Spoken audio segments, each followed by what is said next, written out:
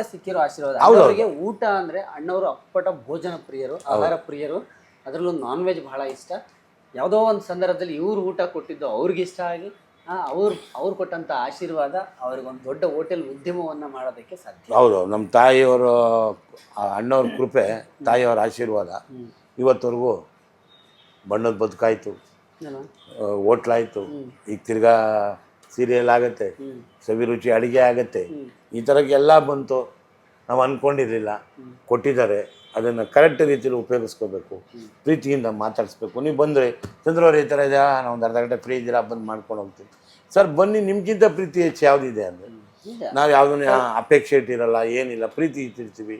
ಈಗ ನಾನು ಅಷ್ಟೇ, ನನ್ನನ್ನು ಎಲ್ಲೇ ಸಿಗ್ತಾರೆ ಎಷ್ಟು ಖುಷಿಯಾಗಿ ಮಾತಾಡ್ತಾರೆ. ಕಾಲೇಜ್ಗಳ ಹತ್ರ ಹೋಗ್ತೀನಿ, ಬೆಳ್ಳುಳ್ಳಿ ಕಬ್ಬ ಬಂಕಲ್ಲಿ ಹೋಗ್ತಾ ಇದ್ದಾರೆ ಅಂತ ನಿಂತ್ಕೊಂಡು ಮಾತಾಡ್ತಾರೆ, ಖುಷಿಯಾಗಿ ಕೇಳ್ತಾರೆ. ಒಂದು ಫ್ಯಾಮಿಲಿ ನೆನ್ನೆ ಒಂದು 12 ಜನ ಫ್ಯಾಮಿಲಿ ನಮ್ಮ ಹೋಟ್ಲಿಗೆ ಊಟಕ್ಕೆ ಬಂದಿರೋ. ನಾನು ಹೊರಗಡೆ ಸ್ವಲ್ಪ ಚೇಂಜಸ್ ತರಕ್ಕೆ ಹೋಗಿದೆ, ಬಂದೆ ಕೆಳಗಡೆ ಸಾರ್ ಎಲ್ಲಿದ್ದಾರೆ ಅಂತ. ನಾವು ಒಂಥರ ಹೆಂಗೆ ಹೋಗ್ತೀವಿ ಅಂದರೆ ಮನೆಯವ್ರಿಗಿಂತ ಹೆಚ್ಚಾಗಿ ಹೋಗ್ಬಿಡ್ತೀವಿ ಅವ್ರ ಜೊತೆ, ತುಂಬ ರಿಲೇಷನ್ಶಿಪ್ ಬೆಳೆಸ್ಕೊತೀನಿ. ಬಂದು ಅವ್ರು ಇಡೀ ಕುಟುಂಬ ಫೋಟೋ ತೆಗೆಸ್ಕೊಂಡ್ರು, ಸಹನೆಯಿಂದ ಮಾತಾಡ್ತೀವಿ, ಖುಷಿಯಾಗಿ ಹೇಳ್ತೀವಿ. ಅವ್ರಿಗೇನಾಗುತ್ತೆ, ನಾವು ಮಾತಾಡೋ ರೀತಿ ಇದೆಯಲ್ಲ ಅದು ಅವ್ರಿಗೆ ಇಷ್ಟ ಆಗುತ್ತೆ. ಈಗ ಎಲ್ಲೋ ಬಂದ್ವಿ, ಎಲ್ಲೋ ಮಗ ಗಂಟ ನಮ್ದು ಯಾವುದೋ ಟೆನ್ಷನ್ ಇದೆ ಅಂದ್ಬಿಟ್ಟು ಅವ್ರ ಮೇಲೆ ಕ್ರಿಯೇಟ್ ಮಾಡೋಕ್ಕಾಗಲ್ಲ, ಅದು ಮಾಡಲೂಬಾರ್ದು. ಆ ಥರ ಇದ್ದರೆ ಅಲ್ಲಿ ಕೆಲವು ಕಾಣಿಸ್ಕೊಳ್ಳಬಾರ್ದು. ಈಗ ಮನುಷ್ಯನ ಅಂದಮೇಲೆ ಏರುಪೇರುಗಳು ಇದ್ದೇ ಇರುತ್ತೆ.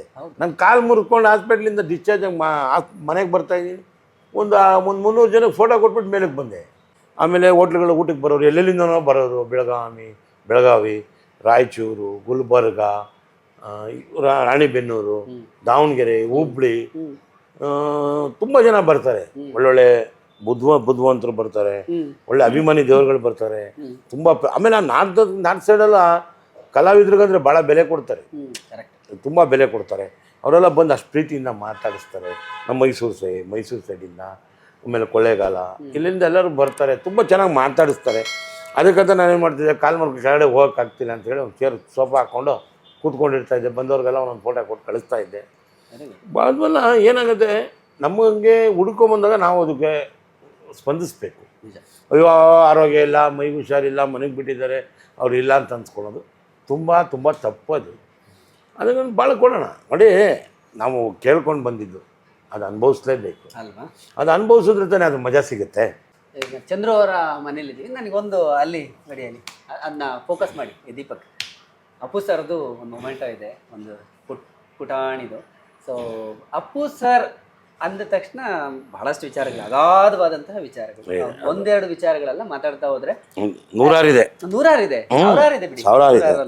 ನಿಮಗೆ ಬಹಳ ಕನೆಕ್ಷನ್ ಇದೆ ರಾಜ್ಕುಮಾರ್ ಅವ್ರ ಫ್ಯಾಮಿಲಿ ಜೊತೆ, ಅಪ್ಪು ಅವ್ರ ಜೊತೆ. ಅಪ್ಪು ಅವರ ಸ್ಟ್ಯಾಚು, ಪುಟಾಣಿ ಒಂದು ಮೂರ್ತಿ ಇದೆ, ಅದ್ರ ಪಕ್ಕದಲ್ಲಿ ನೀವು ಕೂತಿದ್ದೀರಿ. ಅದು ಯಾರು? ಇಲ್ಲ ಸರ್, ಅದು ನನಗೊಬ್ರು ಸ್ನೇಹಿತರು ಕೊಟ್ಟರು. ಅದನ್ನು ಜಾಗದ ತುಂಬ ಕರೆಕ್ಟಾಗಿ ಇಟ್ಟಿದ್ದೀನಿ. ಮನೆಯಲ್ಲೂ ಇದೆ, ಹೋಟ್ಲಲ್ಲಿದೆ. ಹೋಟ್ಲಲ್ಲಿ ಒಂದು 3-4 ಸ್ಟ್ಯಾಚ್ಯೂಸ್ ಇದೆ.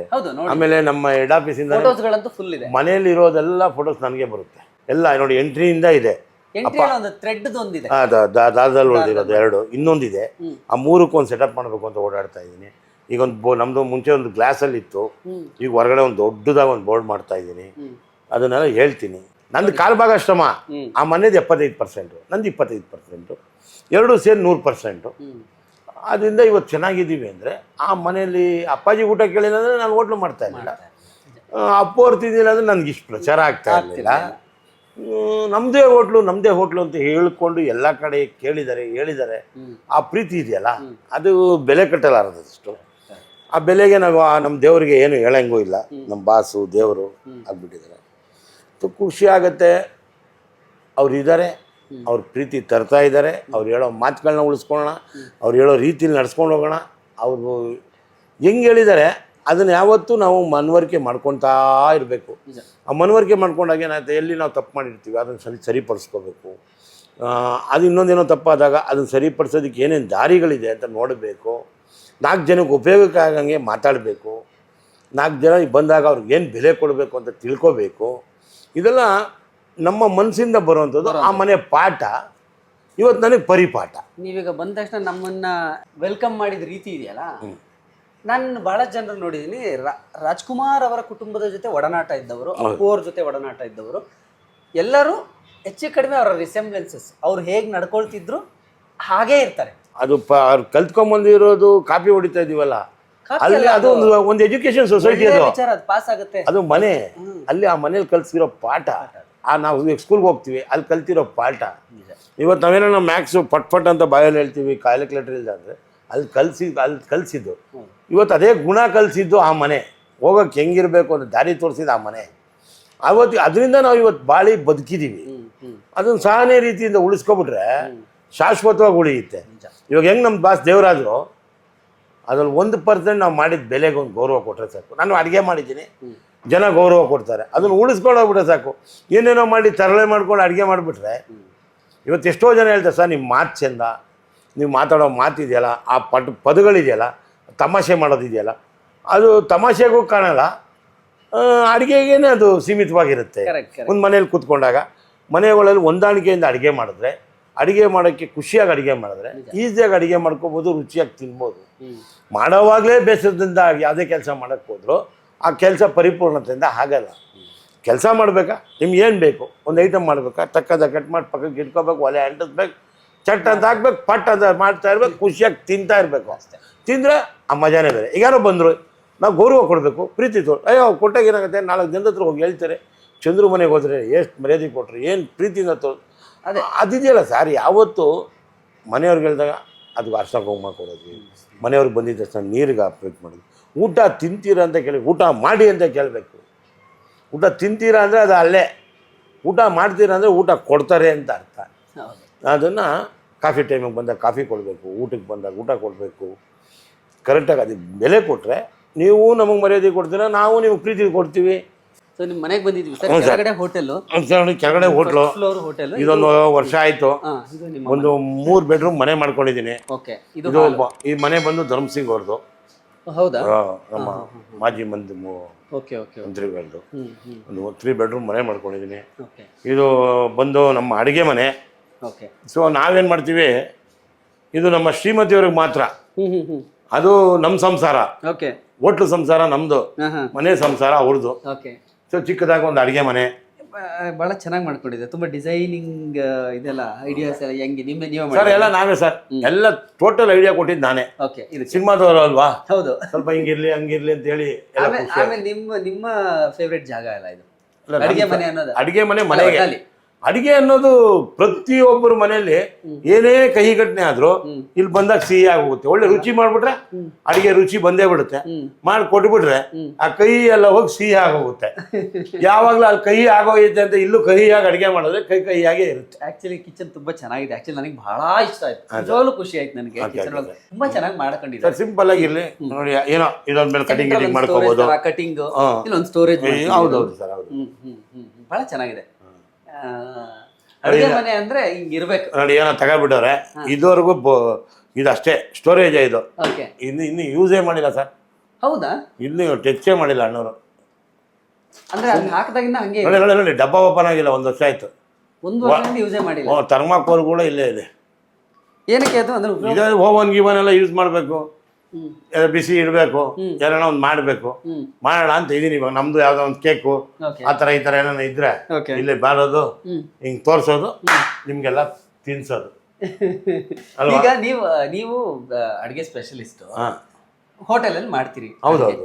ಮನೆಯಲ್ಲಿ ಇದ್ದಾಗ ಯಾರು ಅಡುಗೆ ಮಾಡ್ತಾರೆ? ಸರ್ ನಮ್ಮ ಶ್ರೀಮತಿನ ಸರ್. ಮನೆಯಲ್ಲಿ ಅವ್ರದ್ದು ಅಡುಗೆ ಸಂಸಾರ ಅವ್ರದ್ದು, ಹೋಟ್ಲು ಸಂಸಾರ ನಂದು. ಮನೆಯವ್ರಿಗೆ ಯಾವುದೇ ಕಾರಣಕ್ಕೆ ಏನು ಮಾಡಕ್ ಬಿಡಲ್ಲ.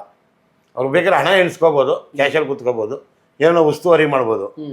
ಅಡಿಗೆ ಮನೆ ಇಲ್ಲಿ ಮನೆಯ ಅಡಿಗೆ ಮನೆ ಉಸ್ತುವಾರಿ ಅವ್ರದ್ದು. ಇಲ್ಲಿ ನೀವು ಅಡಿಗೆ ಯಾವತ್ತೂ ಮಾಡಲ್ಲ? ಮಾಡೂ ಇಲ್ಲ, ನೋಡೂ ಇಲ್ಲ. ನಾವು ಅಲ್ಲಿ ಕೂತ್ಕೋತೀವಿ ಡೈನಿಂಗ್ ಟೇಬಲ್ ಮೇಲೆ, ಅವ್ರು ಮಾಡಿದ್ದು ಕೊಟ್ಟವರು ತಿನ್ನುವುದು ಅಷ್ಟೇ. ಇದು ವಿಶೇಷ ಆಕ್ಚುಲಿ. ಏನಕ್ಕಂದ್ರೆ ನಾನು ಮಾಡಿದ್ದೀನಿ ಅಂದಿದ ತಕ್ಷಣ ಮನೆಯವ್ರಿಗೆ ಅದನ್ನೇ ಬಿಟ್ರೆ ಅವ್ರು ದಿನ ನೀವೇ ಮಾಡ್ಕೊಂಬಂದ್ಬಿಡಿ, ನೀವೇ ತಿನ್ಬಿಡಿ ಅಂತಾರೆ. ನಾವು ಹೋಟ್ಲಲ್ಲಿ ತಿಂತಾ ಇರ್ತೀವಿ, ಎಲ್ಲ ಇರ್ತದೆ. ನಾವು ಶುಗರ್ ಪೇಷಂಟು. ಈಗ ನಮಗೆ ಬೇಕಾದ್ರೆ ಒಂದು ಚಪಾತಿ ಮಾಡಿಕೊಡ್ತಾರೆ, ಒಂದು ಪುಲ್ಕ ಮಾಡಿಕೊಡ್ತಾರೆ, ಏನೋ ಒಂದು ದಾಲ್ ಮಾಡಿಕೊಡ್ತಾರೆ, ಒಂದಿನ ಚಿಕನ್ ಕೇಳಿದ್ರೆ ಮಾಡ್ಕೊಡಿ. ಐಡಿಯಾ ಹೇಳ್ಕೊಡ್ತೀನಿ. ಬಟ್ ಇವತ್ತು ಫ್ರಾನ್ಸ್ ತಂದಿರ್ತೀನಿ, ಇದಕ್ಕೆ ಹಿಂಗೆ ಹಾಕ್ಕೊಂಡು ಹಿಂಗೆ ಮಾಡೋಣ ಮಾಡ್ತಾರೆ. ಯಾಕಂದರೆ ನಮ್ಮ ತಾಯಿ ಏನಿದೆ, ನನ್ನ ತಾಯಿ ಪ್ರತಿರೂಪ ನಾನು ಹೆಂಡತಿ. ತುಂಬ ಚೆನ್ನಾಗಿ ಅಡುಗೆ ಮಾಡ್ತಾರೆ. ನಮ್ಮ ಅಮ್ಮನೇ ಕಲಿಸ್ಕೊಟ್ಟಿದ್ದು. ರುಚಿಯಾಗಿ ಮಾಡಿಕೊಡ್ತಾರೆ, ತುಂಬ ಖುಷಿಯಾಗಿರುತ್ತೆ. ನಾವೇ ಅದಕ್ಕೆ ಇಳಿದ್ಬಿಟ್ರೆ ಅವ್ರು ಕೆಲಸ ಮರ್ತು ಬಿಡ್ತಾರೆ. ನಾನು ಇದುವರೆಗೂ ಸರ್ ಸುಳ್ಳು ಗಿಳಿಲ್ಲ, ನನ್ನ ಮನೇಲಿ ನನ್ನ ಶ್ರೀಮತಿ ಬಂದಾಗಿಂದ ಒಂದು 5-6 ಸಲ ಏನೋ ಜ್ವರ ಗಿರ ಬಂದರೆ ನೀರು ಕಾಯಿಸ್ಕೊಡೋದು, ಓಕೆ, ಇಲ್ಲ ಏನೋ ಒಂದು ಕಾಫಿ ಗಿಫಿಗೂ ನನ್ನ ಚಿಕ್ಕ ಮಗ ಅವನೇ ಮಾಡ್ಕೊಡ್ತಾನೆ. ಹೌದಾ? ಅಡುಗೆ ಮನೆ ಒಳಗಡೆ ಯಾವುದಕ್ಕೂ ಬರಲ್ಲ ಸರ್. ತುಂಬ ಅಂದರೆ ತುಂಬ ಅಪರೂಪ ಮನೆ ಅಡುಗೆ ಮನೆ. ಇದು ನೋಡಿ, ಇದು ಮಜಾ, ಇದು ಆ್ಯಕ್ಚುಲಿ ಮಜಾ ಆಗಿರೋದು. ನನಗೆ ಈ ಕಡೆ ಬರ್ತೀನಿ, ಇವರು ಅಡುಗೆ ಎಕ್ಸ್ಪರ್ಟು, ಸಖತ್ತಾಗಿ ಅಡುಗೆ ಮಾಡ್ತಾರೆ, ಸ್ಪೆಷಲಿ ನಾನ್ ವೆಜ್ಜು.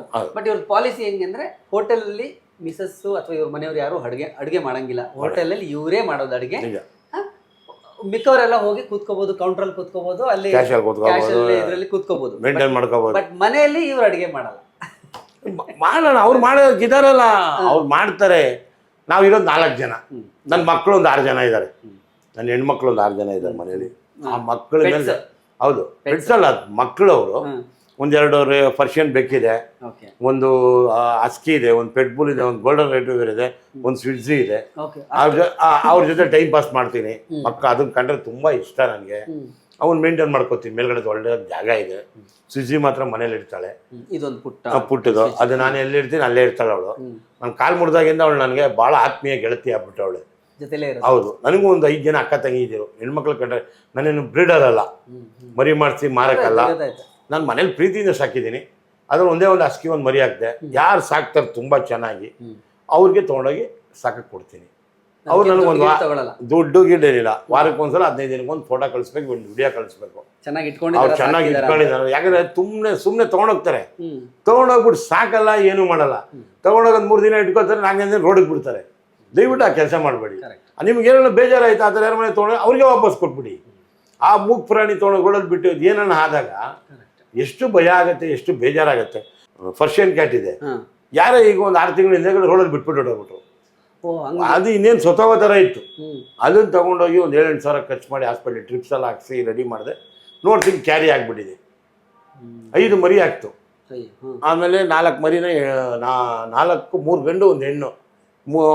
ಒಬ್ಬರು ಕ್ರಿಶ್ಚಿಯನ್ ಅವರು ಒಬ್ಬರು ಕೊಟ್ಟೆ, ತುಂಬ ಚೆನ್ನಾಗಿ ಸಾಕ್ತೀನಿ ಅಂತ ಬಂದು ತೊಗೊಳೋರು. ಒಂದು ನನ್ನ ಫ್ರೆಂಡ್ ಅವ್ರ ಮಗಳು ತೊಗೊಳೋದ್ರು. ನಮ್ಮ ಡೈರೆಕ್ಟ್ರ್ ಮನೆಗೆ ಒಂದು ಕೊಟ್ಟು ಕಳಿಸ್ತೆ. ಆ ಥರ ಒಂದು ಇನ್ನೊಬ್ರಿಗೆ ಒಂದು 4-5 ಜನಕ್ಕೆ ಚಾಯ್ಸ್ ಮಾಡ್ತೀನಿ. ಆ ಥರದವ್ರು ಕೊಡ್ತೀನಿ. ವಾರಕ್ಕೆ ಒಂದು ಫೋಟೋ ಕಳಿಸ್ಬೇಕು.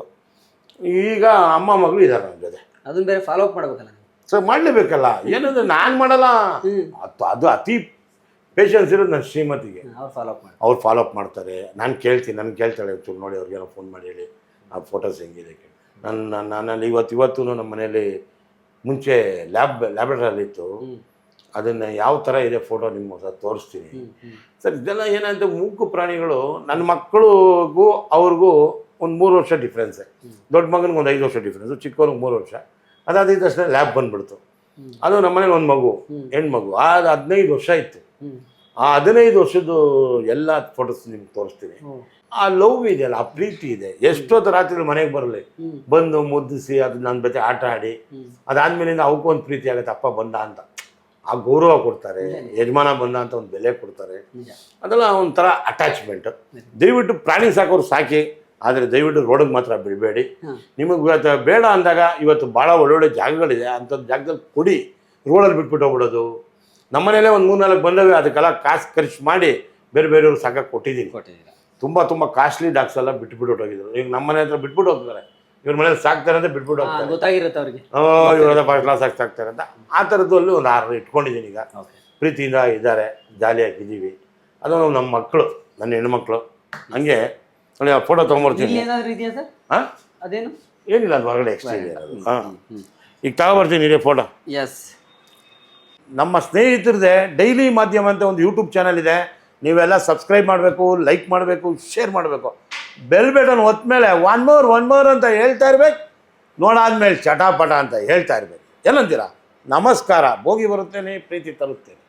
ಬಾಯ್.